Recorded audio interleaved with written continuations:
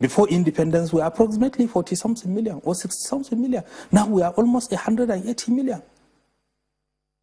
Urbanization has increased dramatically. Elites have taken over most of the ranches that have been earmarked in the 60s and 70s for rearing cattle. And the number of cattle have increased dramatically, and therefore the need for farmland in order to feed a growing population has also increased. So there is an increasing need for grazing land. There is also an increasing need for farmland. But as I have said earlier, all these problems could have been put in place if we have a fundamental developmental policy agenda as far as this country is concerned.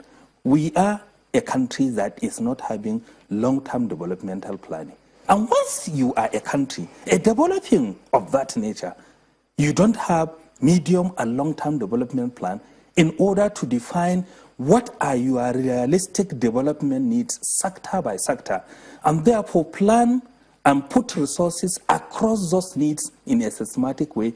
We will continue to have problems like this and other similar problems in the future.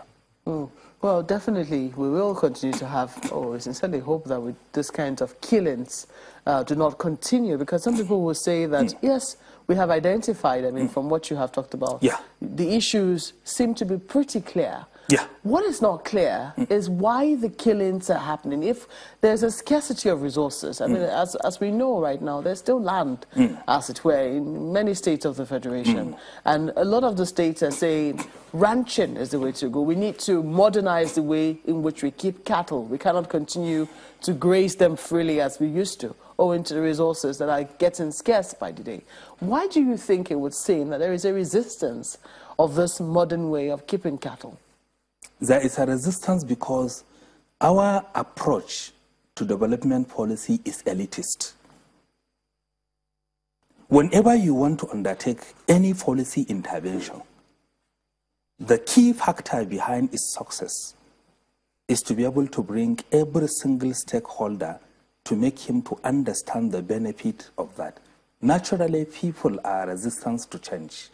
When people are used to a certain way of doing things, it is natural for people to resist it. But as elites, it is our responsibility to bring everybody on board, not to ram policy on people's throat. Has anybody, whether in Ekiti, whether in Taraba, whether in Benue, sit down holistically with the real cattle rearers to make them understand the benefit of this, and then to have a clearly defined time frame of implementation rather than the ragtag implementation that we have in Ekiti and Benue, which is manifesting in this problem?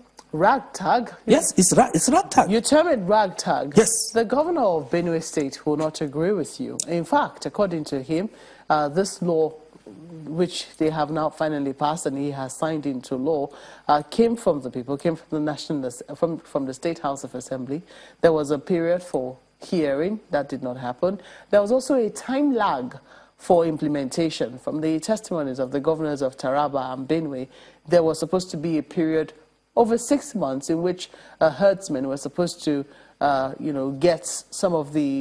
get their land or even consult with them, and none of that seemed to have happened on the part of the herdsmen. It was when the time was about to elapse, that's when they began to see consultations on the part of some of the herdsmen, a faction of the cattle herders, Mieti Allah.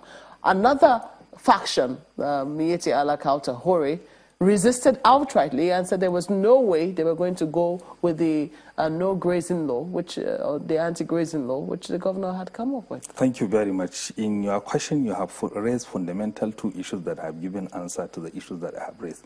Number one, the constitution of this country supersedes any other law as far as this country is concerned.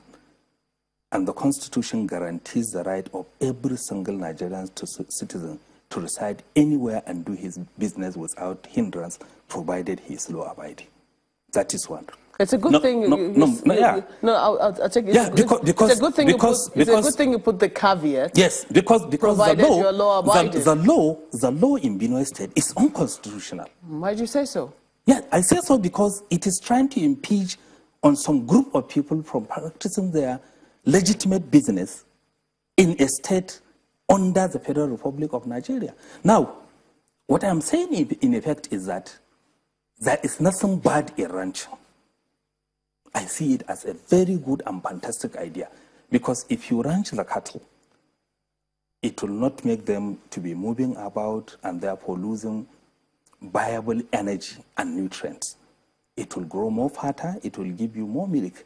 But what I'm saying is that the approach of Benue State government is a developmental policy failure.